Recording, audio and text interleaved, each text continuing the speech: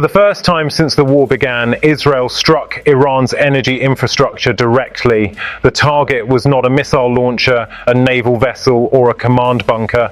It was the fuel that keeps Tehran running. And Sunday morning, the residents of a city of nearly 10 million people woke up to black rain falling from the sky. Here is exactly what happened, what it means, and what came next. Saturday night, Israeli jets struck 5 oil facilities in and around the Iranian capital simultaneously. The confirmed targets were the Agdasir oil warehouse in northeast Tehran, the Shahran oil depot in northwest Tehran, an oil refinery in the south of the capital, though Iranian state media confirmed the refinery itself was not damaged, an oil transfer and production center, and an oil depot in Karaj city in the neighboring Alborz province. Massive fireballs lit the Tehran skyline. Thick black smoke rose from multiple points across the city simultaneously and merged into a single dark canopy overhead. Witnesses reported hearing explosions across the capital. Oil from the Shahran depot leaked into surrounding streets. The fires burned through the night. By Sunday morning, they had not been extinguished.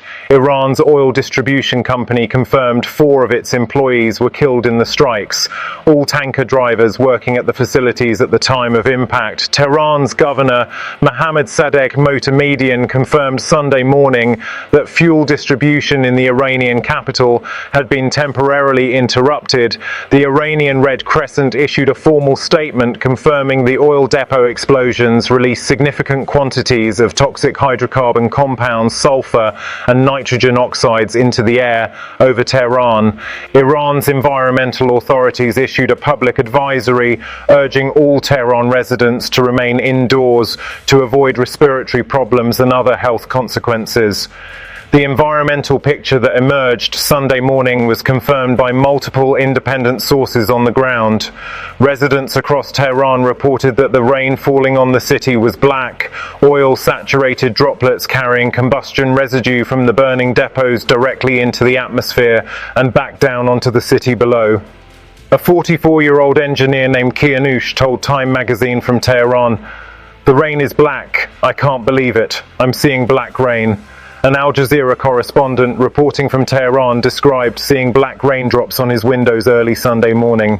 An Iranian woman photographed by Nur Photo was seen holding a cloth covered in oil soot residue she had wiped from her apartment balcony. AFP photographs published Sunday show vehicles moving along Tehran highways with a thick black sky visible behind billboard images of the dead Supreme Leader Khamenei. The human experience of Sunday morning in Tehran, black sky, black rain, smell of burning fuel, temporary interruption of fuel distribution, and a government advisory to stay indoors. The IDF's stated justification for striking the facilities was military, not economic. The IDF said in a statement that the military forces of the Iranian regime make direct and frequent use of these fuel tanks to operate military infrastructure, and that through them the regime distributes fuel to various consumers, including military entities in Iran. The IDF described the strike as an additional step in deepening the damage to the military infrastructure of the Iranian terror regime. Al Jazeera's correspondent in Tehran framed the targeting differently, describing the strikes on a civil industrial facility as unprecedented and saying they are part of a campaign to limit the mobility of Iranian troops and create a crisis of fuel supply in Iran. Both framings, the IDF's military justification and the correspondent's assessment of the civilian impact, are confirmed simultaneously. Iran's parliamentary speaker, Mohammad Bagher Kalibaf, responded to the energy strikes with the most direct economic warning issued by any Iranian official since the war began. He posted on social media, "If the war continues like this, there will be neither a way to sell oil nor the ability to produce it." That statement from the Speaker of Iran's parliament is a public acknowledgement that the energy infrastructure campaign is reaching a threshold that threatens threatens Iran's ability to sustain not just its military operations, but its fundamental economic function. Iran's retaliatory response on Sunday targeted Gulf civilian infrastructure directly.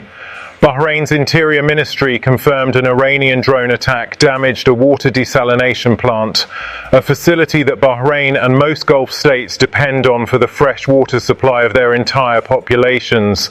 Bahrain accused Tehran of randomly targeting civilian infrastructure. Kuwait's official news agency confirmed an Iranian drone struck fuel tanks at Kuwait International Airport, starting a fire that was brought under control with no significant injuries reported. The Iraqi government confirmed rockets struck the US Embassy in Baghdad on Saturday, with one rocket hitting the embassy's helicopter landing pad. The US base at Erbil's International Airport was struck by a missile, killing one Kurdish security member. Iran and Iraqi militia groups it backs also struck a hotel used by the United Nations in Sulaymaniyah and hit a base belonging to Kamala, an Iranian opposition group near the city. The oil price picture provides the economic frame for Sunday's energy infrastructure strikes. Brent crude closed Friday at $92.69 a barrel, an increase of 8.5% in a single day and the highest level since 2023. US benchmark crude closed at $90.90 a barrel, up 12.2% Friday alone. Both figures represent the market's pricing of exactly what Sunday's strikes have now made more concrete: the possibility that Iran's oil production and distribution infrastructure becomes a sustained and expanding target rather than a protected asset. The IDF separately confirmed on Sunday that it has killed 5 Iranian IRGC commanders based in Lebanon in recent strikes, and stated it will not allow Iranian terrorist elements to establish themselves in Lebanese territory. Lebanon's health minister confirmed Sunday that 394 people have been killed in Lebanon since the conflict began, 83 of them children. In Israel, a dozen people have been killed since February 28th, according to Israeli officials. On the succession front, Iranian state media reported Sunday that clerics have reached a consensus on a successor to Khamenei and that an announcement is imminent. The IDF responded to that report with a direct statement: the IDF will pursue every successor and every person who seeks to appoint a successor. That statement, issued while oil fires were still burning across Tehran, is the clearest signal yet that Israel's targeting objectives extend beyond military infrastructure to the political architecture of the Iranian state itself. The bottom line on day 9 is this: Israel has opened a new front in this war, not geographic but economic. The fuel that moves Iranian military vehicles, supplies IRGC forward positions and keeps Tehran functioning as a city was the target Saturday night. 4 people are confirmed dead. Fuel distribution in the capital is temporarily interrupted. The air over Tehran is toxic. The rain falling on it is black.